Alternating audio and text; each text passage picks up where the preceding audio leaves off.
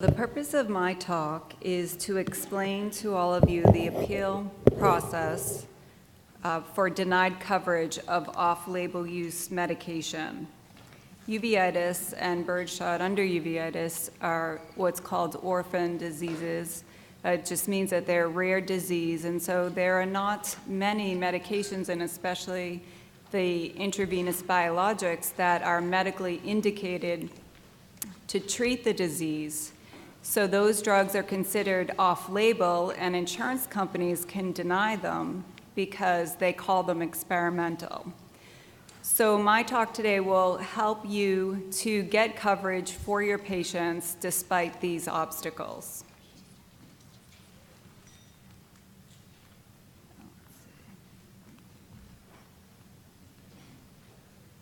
So the first step in the process is pretty basic. Just like any medication, it depends on what you do at your office, whether you buy your medication and bill it directly or you use a specialty pharmacy.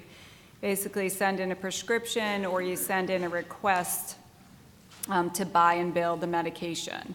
Typically, this will deny because, again, the uveitis is an off-label indication, and the only thing that gets covered are those that are indicated for use of the drug. So the next step, the insurance company will send you a prior auth form. You can also do the prior authorization via the telephone. The form gets faxed in. And probably 25% acceptance through that route.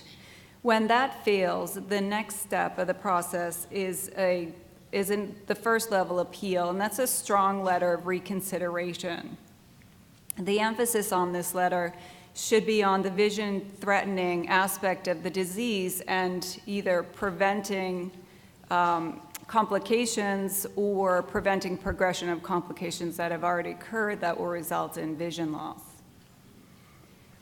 We developed a template letter that we use and we modify for each patient. And so the letter will start with the patient's diagnosis. Their history will then state the prevalence of blindness.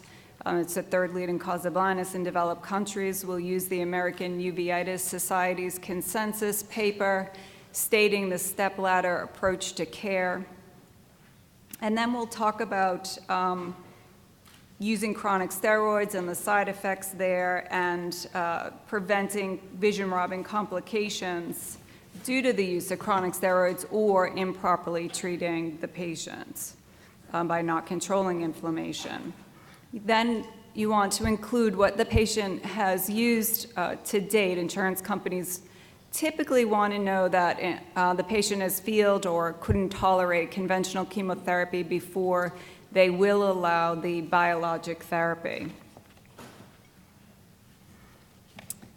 The next part of the letter will go over our history and use of the drug and our experience. In this part, we also include copies of all published data for using the drug with uveitis. We then want to emphasize again the purpose of using the drug for preventing blindness, inducing durable remission, again showing some cost analysis, so talking about the complications or preventing the complications and the need for further surgeries or medications for life if they develop glaucoma or macular edema. So for the insurance companies, they want to see the cost-benefit ratio, of using these expensive medications.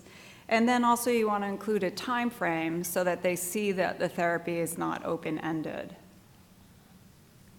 We typically will get about an 80% acceptance rate with that letter.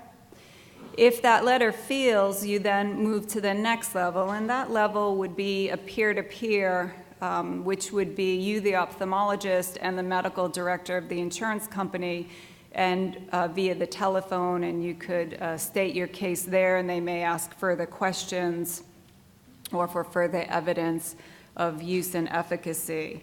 And also at this level, sometimes it just depends on the insurance companies. You may also submit a stronger letter of appeal. We'll basically include our original letter, but add to that that we remove ourselves from any liability of the patient going blind or developing any complications because the insurance company has denied them a standard of care with treatment of the drug. And that usually gets a 90% approval, and then the 10% of the people move on to the third level, and this is a very difficult stage. The patients are typically responsible for this, and we highly advocate the use of a lawyer. We have not ever seen an appeal deny when a lawyer is involved.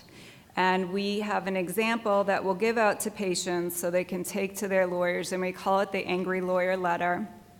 And I think the key emphasis in the letter is the pointer down here where it says that we will go to the Attorney General for the unlawful practice of medicine without a license. I think that really hits home to the insurance companies that this is medically necessary medication that they are denying to the patient, and it's going to result in blindness.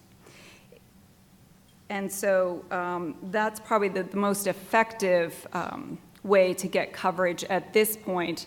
If it's Medicare, Medicare does have a hearing in front of a judge. Again, it's a judge with a law degree who is making that decision up against you, the ophthalmologist with a medical degree.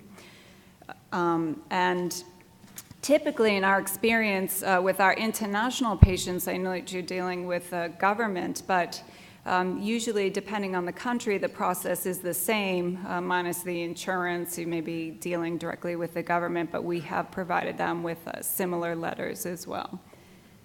And if anybody is interested in any copies of our template letter or the Angry Lawyer Letter, please feel free to email me at ffoster@mercy.com. Thank you.